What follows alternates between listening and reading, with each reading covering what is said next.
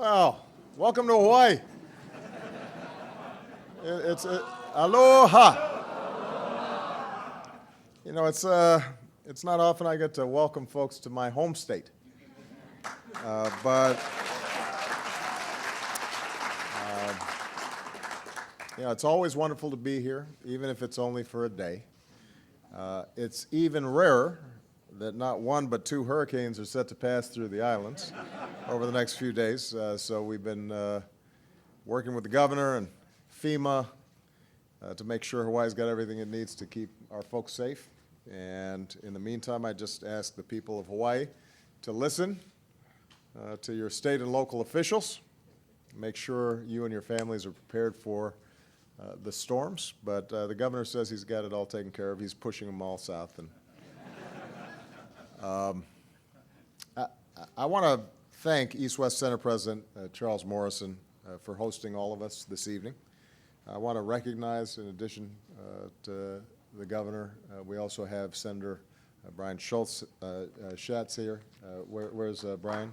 There he is. I want to thank the 8,000 delegates from more than 180 countries who will share their expertise here at the IUCN World Conservation Congress, including President Zong Sin Shang and Director General Anderson. To the world leaders and ministers who are here from the Pacific Island Conference of Leaders, thank you for joining us tonight. And I know many of you will be in Washington next month when Secretary Kerry hosts our 2016 Our Oceans Conference. But today, the United States is proud to host the IUCN Congress for the first time.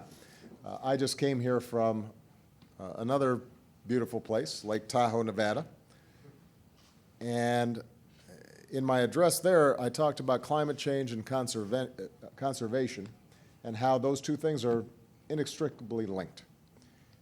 Few people understand, I think, the stakes better than our Pacific Island leaders, because they're seeing already the impact. Rising temperatures and sea levels pose an existential threat to your countries. And while some members of the U.S. Congress still seem to be debating whether climate change is real or not, many of you are already planning for new places for your people to live.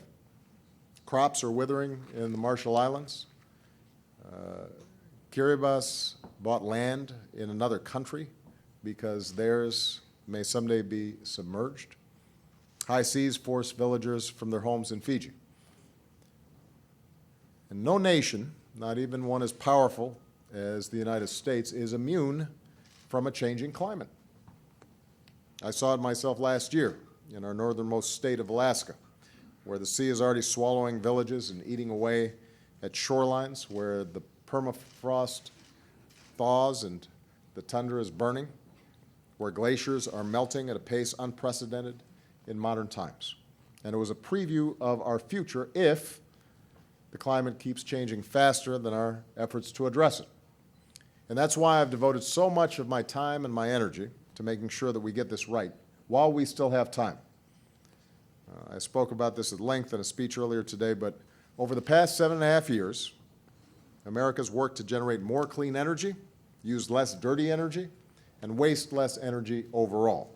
And it's made a difference. Our investments have tripled wind power, multiplied solar power 30-fold, and in many places helped clean energy become cheaper than dirty energy. And we did all of this while fueling the longest uninterrupted streak of job growth on record. So there's no conflict between a healthy economy and a healthy planet.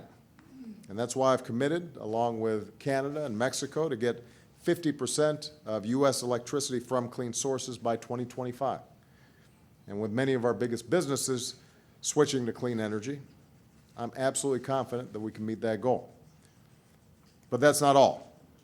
I've also made sure we're better prepared for the impacts of climate change, because even as we need to hit the brakes so that we don't go over the cliff, we're not going to come to an immediate stop. we know that there is still going to be an inevitable impact as a consequence of rising temperatures.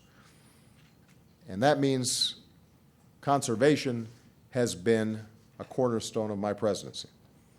Since taking office, I've protected more than 548 million acres of our lands and waters for our children and our grandchildren. I have to say that Teddy Roosevelt gets the credit for starting the national park system, but when you include a big chunk of the Pacific Ocean, we now have actually done more acreage than any other president.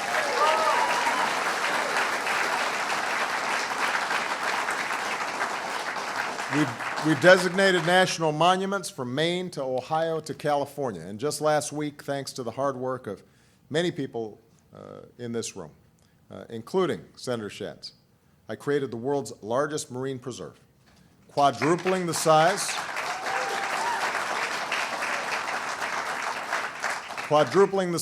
of our monument at Papahano, Mokuakai. This is an area twice the size of Texas that's going to be protected and allows us to save and study the fragile ecosystem threatened by climate change. Tomorrow I'm going to travel to the Midway Atoll to see it for myself. 7,000 species live in its waters, a quarter of which are not found anywhere else in the world. Ancient islanders believe it contained the boundary between this life and the next. Hundreds of brave Americans gave their lives there in defense of the world's freedom. So this is a hallowed site, and it deserves to be treated that way, and from now on it will be preserved for future generations. So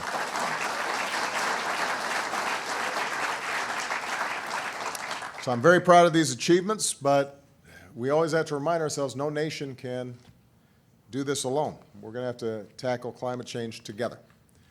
Nations like many of yours obviously feel a special urgency about this. The biggest emitters, like my country and China, have a special responsibility to act to make sure that countries willing to do their part move past the dirty phase of development to move into a clean energy strategy. That was a key principle in the Paris Agreement, and I was mentioning to the leaders here, we could not have gotten a Paris Agreement without the incredible efforts and hard work of the island nations. They made an enormous difference, and we're very proud of the work that they did.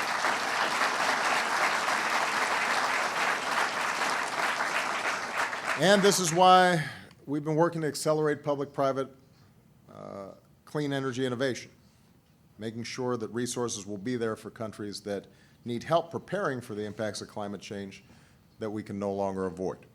It's also why tonight I can announce more than $30 million in new commitments for our friends in the Pacific, funding for investments like stronger infrastructure, more sustainable development, and safer drinking water.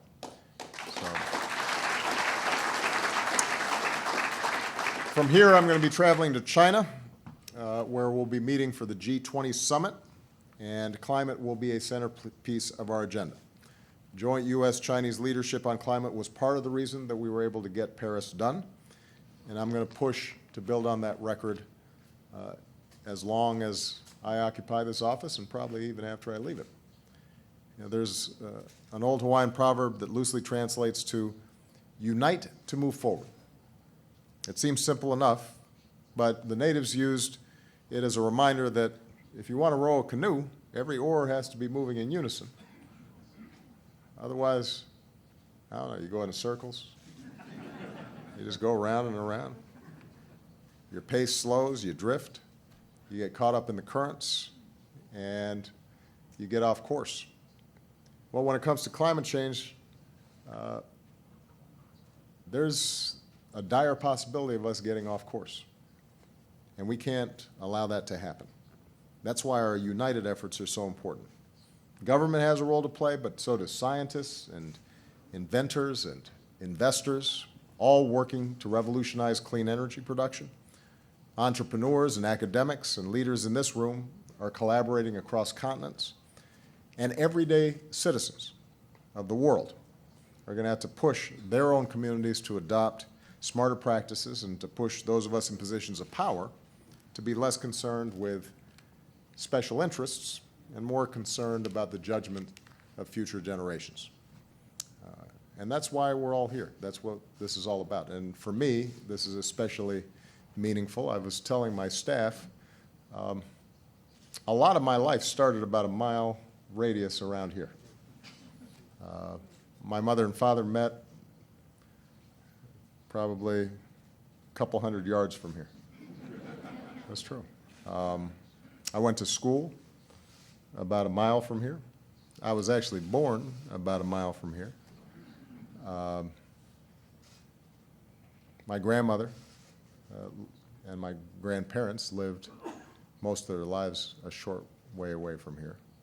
And so since Malia was born, since my oldest child was born, I've brought them here every Christmas for the last 18 years now. And I want to make sure that when they're bringing their children here, or their grandchildren here, that they are able to appreciate the wonders and the beauty of this island and of the Pacific and every island. So I know you have the same feeling, and that's why we've got to unite to move forward. We have to row as one. If we do, we might just save the one planet that we've got. Thank you very much, everybody. Well done. Thank you.